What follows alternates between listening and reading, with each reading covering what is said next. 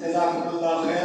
ये थे हमारे अली जनाब मोहम्मद रियाज खाटी साहब, जो बहुत अच्छी प्यारी आवाज़ के साथ नाते रसूल के शान कर रहे थे। अल्लाह ताला से दुआ है कि अल्लाह ताला हम सबको नबी से सच्ची इश्क व मोहब्बत नसीब फरमाए। इसके बाद मैं आप हज़रात का बिल्कुल 1 मिनट भी वक्त ज़ाया न करते हुए हमारे दरमियान एक मुक़द्दस मेहमान जो ज़िले भागलपुर के राब्ता मिल्लत के जनरल सेक्रेटरी हैं, खतीब व इमाम हज़रत मौलाना मोहम्मद रफ़ीक उमरी साहब दामत बरकातहू, मैं इस मौके पर हज़रत मौलाना का इस्तकबाल के साथ बड़े अदब के साथ मैं गुजारिश करना चाहता हूँ। हज़रत मौलाना रफ़ीक उमरी साहब को इस शेर के साथ मैं दावत सुखत देना चाहता हूँ।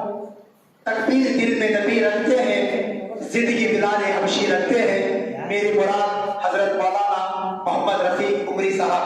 मैं हज़रत मौलाना से गुजारिश करता हूँ इस मुबारक मुक़द्दस रात के अंदर आपको जो उन्वान दिया गया है मुसलमानों के मौजूदा हालात और उस वक्त हमारी जिम्मेदारियाँ, मौलाना की सियासी तौर पर, समाजी तौर पर बड़े अच्छे खिदमात और बड़ी अच्छी सलाहियत है। मैं तमाम साथियों से मैं गुजारिश करता हूँ जब तक हमारे दरमियान मौलाना खिताब फरमाएंगे बशासत के साथ, इत्मीनान के साथ, दिल जमई के साथ दुआ तक बैठने की कोशिश करेंगे इंशाअल्लाह।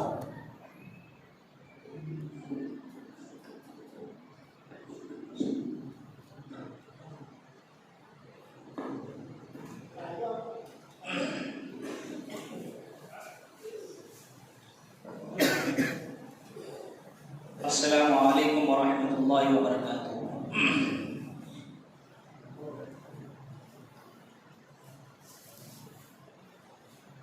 अल्हम्दुलिल्लाहि रब्बिल आलमीन वस्सलातु वस्सलामु अम्मा बाद अऊज़ु बिल्लाहि मिनश शैतानिर रजीम बिस्मिल्लाहिर रहमानिर रहीम। अम हसिबतुम अन तदखुलुल जन्नता वलम्मा यअतीकुम मसलुल लज़ीना खलौ मिन क़ब्लिकुम मस्सतहुमुल बअसाउ वज़र्राउ वज़ुलज़िलू हत्ता यक़ूलर रसूलु वल्लज़ीना आमनू मअहु मता नस्रुल्लाह। वक़ाल तआला फ़ी मौदिइन आख़र लतुब्लउन्ना फ़ी अम्वालिकुम व अनफुसिकुम वलतस्मउन्ना मिनल लज़ीना ऊतुल किताब मिन क़ब्लिकुम व मिनल लज़ीना अशरकू अदन कसीरा व इन तुस्बिरू व तत्तक़ू फ़इन्ना ज़ालिका मिन अज़मिल उमूर। क़ाल अन्नबिय्यु सल्लल्लाहु अलैहि वसल्लम युशकुल उममु अन तुदअ अलैकुम कमा तुदअल अक्लति इला क़स्अतिहा फ़क़ाल क़ाइलुन व मिन क़िल्लतिन नहनु यौमइज़िन औ कमा क़ाल अलैहि सलातु वस्सलाम। रवाहु अबू दाऊद। मुअज़्ज़ज़ बुजुर्गों, नौजवान दीनी भाइयों, प्यारे बच्चों, आज एक मुक़द्दस रात की तलाश में हम यहाँ सर जोड़कर बैठे हैं। आपने बारहा सुना होगा कि ये उम्मत के तकदीर के बनाने की रात है। इंशाअल्लाह आज के गुफ्तगू में जैसे कि हज़रत मौलाना अबू शामा साहब दामत बरकातुहुल आलिया ये मेरे अपने बड़े भाई से भी बढ़ के हैं और मेरे उनके बड़े गहरे रवाबित हैं। अब मेरे उनके ताल्लुक़ की जो नौइयत है वो बयान करने के लिए मेरे पास अल्फाज नहीं, बस दिल का जज्बा ही है, तो लिहाजा उस पर मैं कुछ नहीं कहूँगा। आज जैसे कि मौलाना ने ऐलान किया है कि मुल्क के मौजूदा जो हालात हैं और फिर हमारी इस वक्त क्या क्या जिम्मेदारी बनती है, इंशाअल्लाह आप लोगों के सामने कुरान और हदीस की रोशनी में रखने की कोशिश करूँगा। सबसे पहली बात यह है कि मैं एक तालिब इल्म की हैसियत से यहाँ आया हूँ आप लोगों के दरमियान को सीखने के लिए, इसलिए कि ये जो बेलगी है हमारे इलाके का, ये इल्म और अमल के एतबार से, दीनी सरगर्मियों के एतबार से अपना एक नुमाया मकाम और मर्तबा रखता है। अगर मैं कहूँ कि हमारे इस इलाके का ये बगदाद है तो गलत नहीं है। मौलाना और उनके भाई और फिर उनके ख़ानदान वालों ने अल्हम्दुलिल्लाह अच्छी कोशिशें यहाँ जारी रखी हैं। अल्लाह ताला इनको और दिन दुगनी रात चौगुनी तरक्की नसीब अता फरमाए। हासिदों के हसद से, बुरी नज़र वालों की बुरी नज़र से नजर बस अल्लाह ताला उनकी हिफाजत अता फरमाए। बहरहाल उनकी बड़ी खिदमत हैं, वो आप मुझसे अच्छी तरह जानते हैं। मैं उनके बारे में कुछ ज़्यादा नहीं कहना चाहता और वक्त भी ज़ाया नहीं करना चाहता। देखिए, मुल्क की जो मौजूदा हालात हैं ये भी आप अच्छी तरह जानते हैं। ऐसी बात नहीं है कि आप मुल्क के हालात नहीं जानते।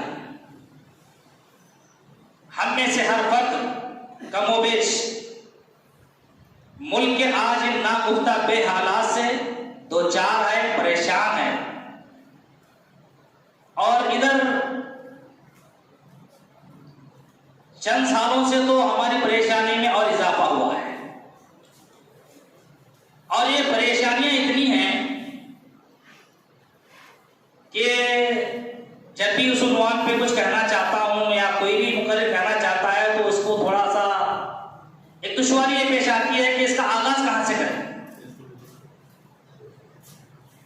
अब ये इतना वाइड मौजू है और आज वक्त की जरूरत भी है।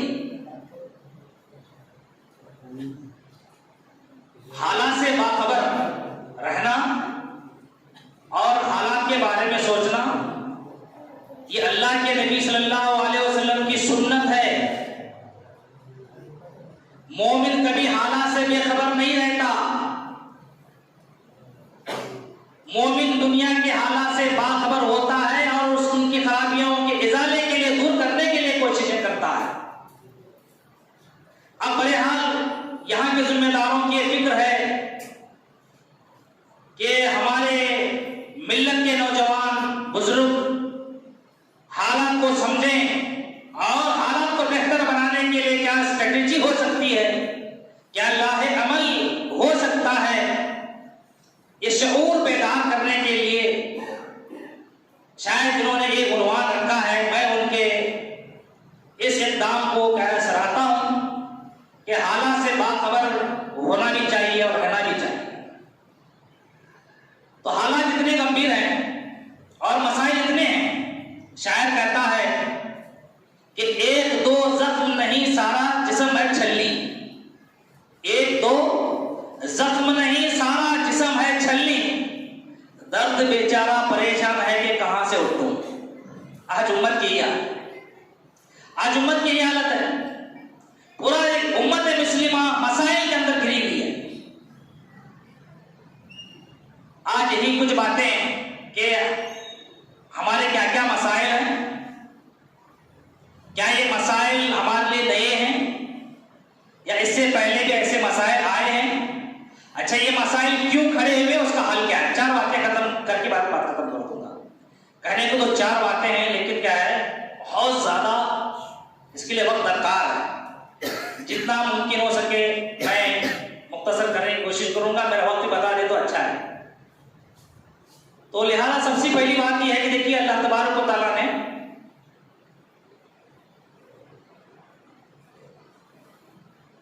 हर जमाने में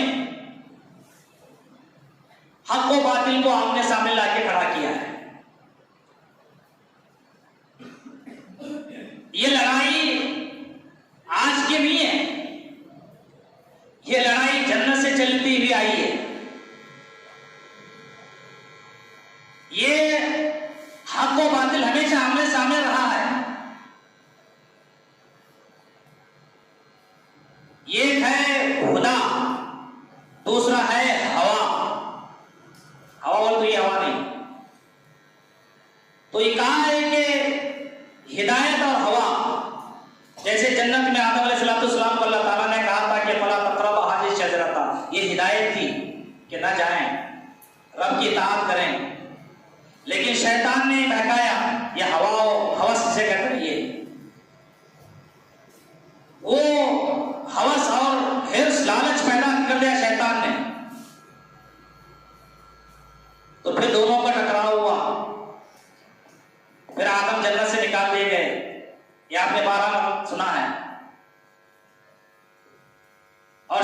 से भी गलती हुई, शैतान को अल्लाह ताला ने क्या निकाल दिया जन्नत से।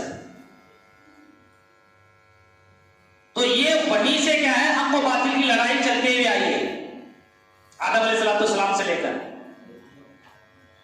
और ये हर दौर में रही है और हर नबी के साथ ये हुआ है, ये कोई नई चीज नहीं है। अब ये जो इस वक्त जो मुल्क के जो हालात हैं उसमें चंद का मैं तज़किरा करता हूं जो आप जानते हैं, सिर्फ बात को समझने के लिए, ऐसा नहीं कि आप नहीं जानते नहीं। इसमें देखिए इस वक्त मुल्क में हमारी जो मुसलमानों की आबादी है 20 करोड़ से जायद हमारी आबादी है। कितनी है? 20 करोड़ से जायद की हमारी आबादी है, और ये सारी दुनिया के अंदर इंडोनेशिया के बाद सबसे ज्यादा बड़ी आबादी वाला, मुस्लिम आबादी वाला मुल्क हिंदुस्तान है। अरब दुनिया के जितने ममालिक हैं सारों को आप जोड़ दें, जितने मुसलमान हैं उतने मुसलमान सिर्फ हिंदुस्तान में। हमारी इस आबादी के एतबार से हमारा वेट, हमारा वजन, और हम किंग मेकर बनना चाहिए था और हम मुल्क को चलाने वाले बनना चाहिए था, लेकिन आज हम मुल्क को देने वाले बनना चाहिए था। लेकिन आज हमारी हालत ये है कि आज हम दबाए जा रहे हैं, मसले जा रहे हैं, कुचले जा रहे हैं, हम पर जुल्म किया जा रहा है, हम पर अत्याचार किया जा रहा है। हम पर कौन सा ऐसा गंदा और डरावना काम है जो नहीं किया जा रहा हमारे साथ? सारी चीजें हमारे साथ की जा रही है। लेकिन एक बात याद रख लीजिएगा कि इतनी बड़ी ताकत और कुव्वत के बावजूद यहां मुसलमान तालीम में, इक़्तिसादियात में, मुलाज़मतों में, सिक्योरिटी और तहफ़्फ़ुज़ के मैदानों में साइड कर दिए गए हैं, हाशिए पे लगा दिए गए। हमारी नुमाइंदगी ना के बराबर है। आपको ताज्जुब होगा 1980 में गोपाल सिंह कमीशन रिपोर्ट पेश की गई। उस कमीशन रिपोर्ट में यह बताया गया कि मुसलमान नौकरियों में उनकी नुमाइंदगी बहुत कम है उनके आबादी के हिसाब से। ये 1980 की बात है। और फिर उसके बाद आप देखेंगे यूपीए के गवर्नमेंट में सच्चर कमेटी ने एक रिपोर्ट पेश की। सच्चर कमेटी की जो रिपोर्ट है उसने ये बताया कि मुसलमान मईशत यानी माल दौलत के एतबार से तालीम में इनका हिस्सा ना के बराबर रहेगी और तरक्की के तमाम शोबजात में पसमानदा है, कहीं पर भी है। ये schedule caste, schedule tribe caste से भी गए गुजरे हैं, एससी एसटी से भी गए गुजरे हैं। ये गवर्नमेंट की रिपोर्ट है, ये गवर्नमेंट की रिपोर्ट है। और इनकी हालत जैसा कि मैंने कहा कि schedule caste, tribe, schedule caste से भी गए गुजरी है। कभी कभी इनके लिए रहम और करम करके जो मोराआत गवर्नमेंट से मिलती हैं उनका ऐलान किया जाता है, लेकिन क्या है ये सहूलियात उन तक पहुंचती नहीं पहुंचने की उसकी बहुत सारी वजूहात है। उनमें से 2 वजूहात ये हैं कि हमारे लोग इन सहूलियात से कैसे फायदा उठाएं, स्कीम से को कैसे हासिल करें, इसका इल्म नहीं रखते, तरीका मालूम नहीं है। और मिल्लत के कुछ पढ़े लिखे जो लोग हैं वो हमारे अनपढ़ लोग जाते हैं तो मैंने देखा है ताने मारते हैं, तंज करते हैं। एक साहब ने तो हमारी बुर्का पोस्ट खातून को बहुत सख्त सुस्त कहा। मैंने कहा है कि आप अपने बहन को ये कह रहे हैं, सोच के देखें। जो अनपढ़ हमारे मुसलमान बहनें या कोई बुजुर्ग जाते हैं तो हमारे मिल्लत के जो लिखे पढ़े लोग हैं इतना माता परस्त हो गए। नौजवानों अपनी सोच बदलिए। अगर कोई हमारी माँ और बहन बेटी बुर्का पोश किसी ऑफिस में खड़े होती है तो तुम्हारा ईमान गैरत से जान जाना चाहिए, कहना चाहिए कि आगे बढ़कर बहन लाइए आपका क्या काम है, मैं क्या कर सकता हूँ, आपकी ताउन कर सकता हूँ, हाथ बढ़ाकर आगे क्या लेना चाहिए। लेकिन आज लोग पैसे और दौलत की लालच में अपनी कौम की माए बहनें और हमारी अपनी जो शनाख्त है, शिआर है, उसकी तजलील कर रहे हैं, उसको जलील कर रहे हैं।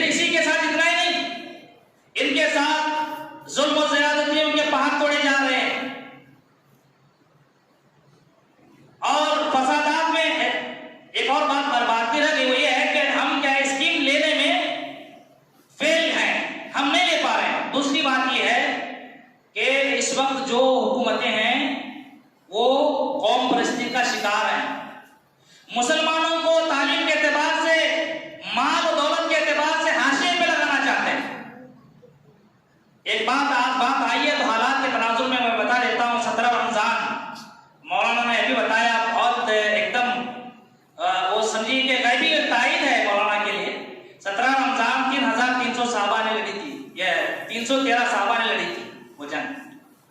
और मौलाना का वो कहा कि उनका यूट्यूब चैनल भी 17 रमजान को क्या है वो 313 हो गए उनके। अब इसमें देखिए पैगाम क्या था 17 रमजान का, वो जो 313 थे। देखिए अल्लाह के नबी सल्लल्लाहु अलैहि वसल्लम के अलग मौजू है, मेरा खास स्पेशल मौजू है कि यौमुल बद्र का पैगाम उम्मत के नाम। उसमें मैं एक नुक्ता आपके सामने आज गुफ्तगू में आया है तो मैं बता देता हूँ, मेरे जहन में भी आया है। तो ये देखिए इसमें अल्लाह के नबी सल्लल्लाहु अलैहि वसल्लम ने, मैं उसमें नहीं जाना चाहता, बहुत लंबी बात है। बहरहाल आपने अबू सुफियान के काफिले पर हमला करने का और उनके काफिले को लूट लेने की आपने स्ट्रेटेजी बनाई। ये क्या पैगाम है? रसूलुल्लाह ने क़यामत तक के लिए क्या मैसेज दिया मुझे और आपको, उलमा को, नौजवानों को, जमीयत और जमातों के तंजीमों के जिम्मेदारों को? कहा कि दुश्मन को खत्म करना चाहते हो तो पहले क्या करो, इकोनॉमिकली डाउन कर दो, माली एतबार से उनको कमजोर कर दो। कुफार मुशरिकीन की कमर तोड़ना चाहते थे रसूलुल्लाह सल्लल्लाहु अलैहि वसल्लम, और उनकी पूरी जो कमर थी और उनका की पूरी जिंदगी जो थी, उनका वो तिजारती काफिला था जो हर कबीले ने अपना माल लगाया था, अपना हर कबीले ने माल लगाया था। रसूलुल्लाह सल्लल्लाहु अलैहि वसल्लम ने सोचा कि बेहतरीन मौका है कि कुफ्र को खत्म कर देने का, इसलिए कि उनकी जिंदगी मादियत की जिंदगी थी। रसूलुल्लाह सल्लल्लाहु अलैहि वसल्लम और हमारे सहाबा के जिंदगी जो थी वो रूहानी जिंदगी थी। आपने वो हमला किया, जंगे बदर वाक़या हुई जिसमें 70 से ज़ायद कुफार मुशरिकीन के बड़े बड़े सनाती रूसा नामवर लोग मारे गए और 70 से ज़ायद के कैदी बना लिए गए, और मुसलमानों की मादूद चंद के अलावा क्या है सही सालिम और लौट के आ गए, ज्यादा मुसलमानों का नुकसान नहीं हुआ। तो इसे मालूम हुआ कि हम इख्तियारी तौर पर दुश्मन भी आज देखिए, हमने रसूलुल्लाह सल्लल्लाहु अलैहि वसल्लम की सीरत से वो पैगाम नहीं लिया, शायद दुश्मन ने रसूलुल्लाह सल्लल्लाहु अलैहि वसल्लम की सीरत पढ़ा और पढ़ के वो स्ट्रेटेजी उन्होंने ली। आज पूरे मुल्क के अंदर मुनज़्ज़म तरीके से मुल्क के मुसलमानों के बड़े बड़े आईटी-बीटी शहरों को टारगेट करके मुसलमानों के क्या फसादात करवाए जाते हैं, उनके दुकान जलाए जाते हैं, उनके मकान जलाए जाते हैं। जो नौजवान मुतालिक एक्टिव फआल हैं उनको जेलों के अंदर क्या है फसाद के बर्पा करके जेलों में डालने की कोशिश की जाती है। देखिए किसी भी समाज की क्या है रीढ़ की जो हड्डी है उसके नौजवान है, दूसरा उसका माल है। आज यही किया जा रहा ना, मुधोल में फसाद हुआ, क्या हो गया, संभलने के लिए लोगों को वक्त लगा। ये एक नहीं बल्कि इस मुल्क के आजाद होने के बाद 50,000 से ज्यादा फसादात हुए, सब में मुसलमानों का नुकसान हुआ, जानी नुकसान हुआ, माली नुकसान हुआ। मुसलमान डिप्रेशन के अंदर चले गए, मायूसी के अंदर चले गए, उभरने और उठने में सालों लग गए, सालों लग गए। एक तो ये पैगाम था जंगे बदर का 17 रमजान का, और देखिए रसूलुल्लाह सल्लल्लाहु अलैहि वसल्लम ने पैगाम भी दिया, एक मैसेज दिया उम्मत को क़यामत तक के लिए। क्या दिया? कहा कि देखो जो 70 कैदी बना के लाए गए थे, रसूलुल्लाह सल्लल्लाहु अलैहि वसल्लम ने क्या कहा? कहा कि तुम में से जो लिखना पढ़ना जानता है, तुम में से जो लिखना पढ़ना जानता है वो हमारे अनपढ़ ना लिखने पढ़ने वाले लोगों को लिखना पढ़ना सिखाए, हम उनको क्या छोड़ देंगे जो कैद बना के लाए हैं। आपने ये नहीं कहा कि माल दे दो, बाद लोगों ने कहा कि फिदिया ले लेंगे, लेके छोड़ देंगे। बाद हज़रत उमर ने कहा कि इनको कत्ल कर दिया जाए जो भी गिरफ्तार करके लाए गए। रसूलुल्लाह ने कहा कि फिदिया माल लेने से बढ़ के तालीम को अहमियत दी, कहा कि तालीम जिस कौम के पास आ जाएगी वो कौम दुनिया में हुक्मरानी करेगी, तालीम के बगैर कुछ नहीं है। ये तालीम जो है कौमों के जिंदगी की जमानत है। आप ये मत समझिए तालीम बोले तो सिर्फ क्या है इंग्लिश पढ़ना, कॉन्वेंट में जाना। तालीम की दीन के अंदर कोई तफरीक नहीं है। वक्तनी में बताता था कि ये तफरीक कहां से आई, ये ईसाइयों की एक साजिश का नतीजा है, उनके यहां से आई। बस मैंने इशारा कर दिया कि हमारे पास दीन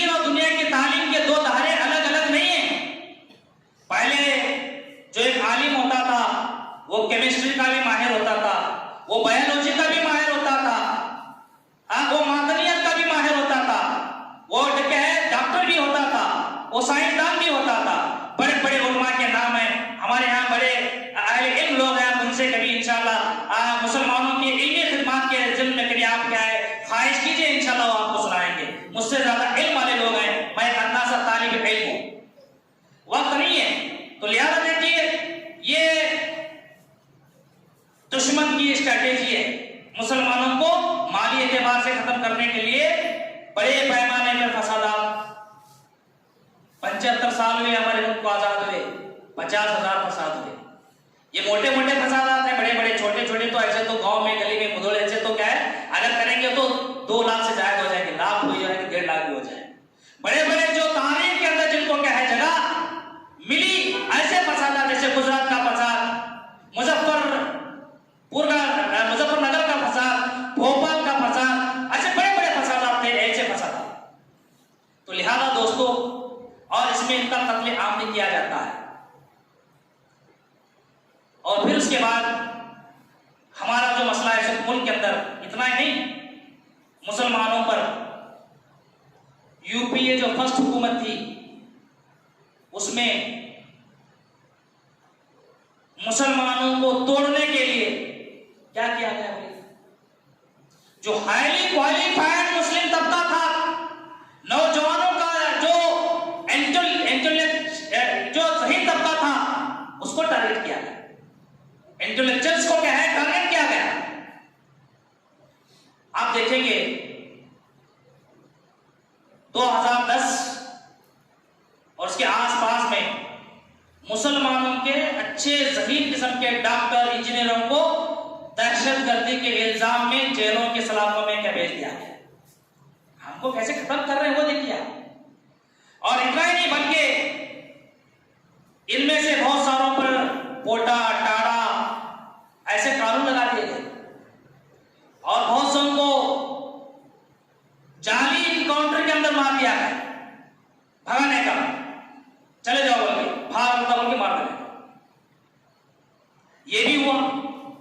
और क्या है इसके बाद हमारे मसाइल में ये भी मसला है, मदरसों को शुबहात और शुबूह के दायरे में लाया गया।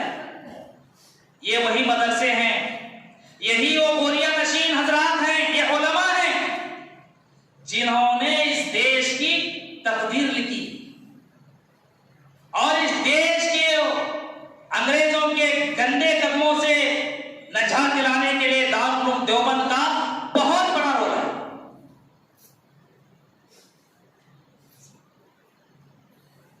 सबसे ज्यादा मुसलमान उलमा को कत्ल किया गया दिल्ली के जामिया मस्जिद चांदनी चौक से लेकर बालाकोट तक जितने दरख्त थे उनके ऊपर से उलमा की क्या लाशत की हुई थी, उनको लटका दिया गया। उनका वायसरा ने यह कहा कि जंग आजादी की लड़ाई में सबसे ज्यादा मुसलमान उलमा हैं।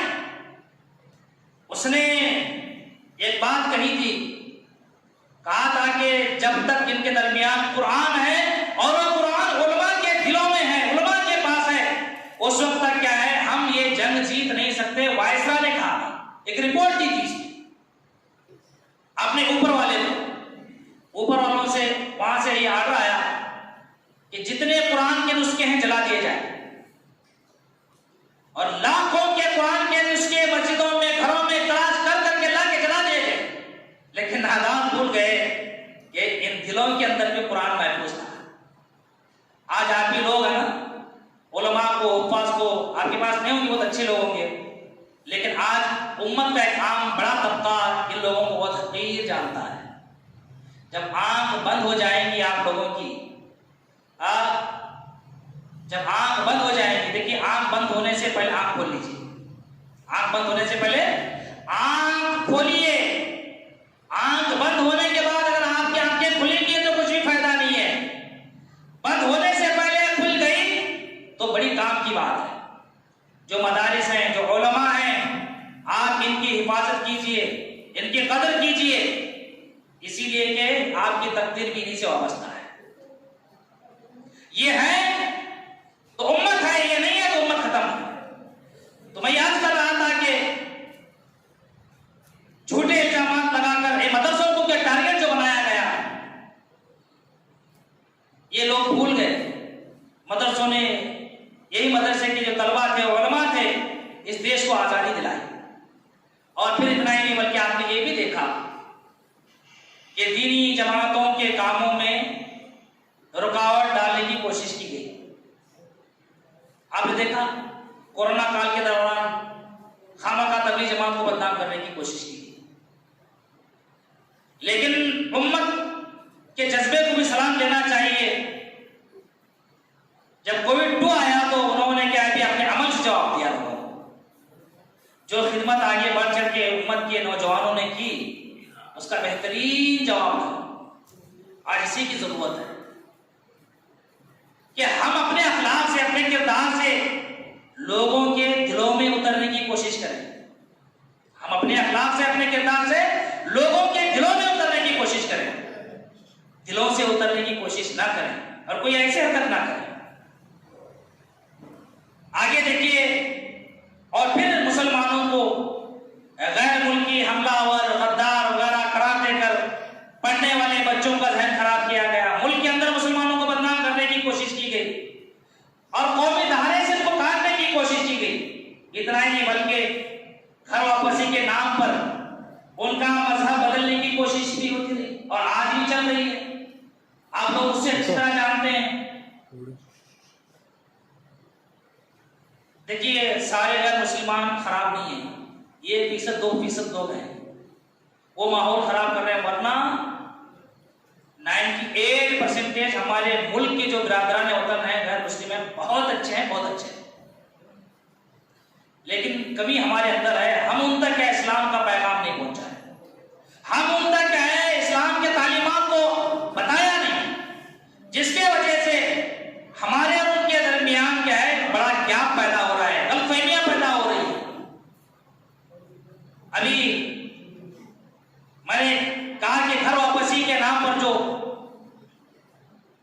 हमारे मुसलमानों के क्या है मजहब को तब्दील करने की जो कोशिश की जा रही है, स्कूलों में सूर्य नमस्कार है, योगा है, नीति है, और फिर उसके बाद हिजाब का मसला है, हलाल झंडे का मसला है, तिजारत का मसला है, मसाजिद का मसला है, अजान का मसला है।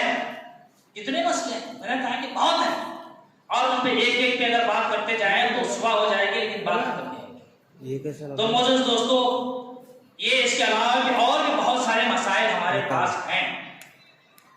क्या हम इन मसाइल को देखकर घबरा जाएं? अपनी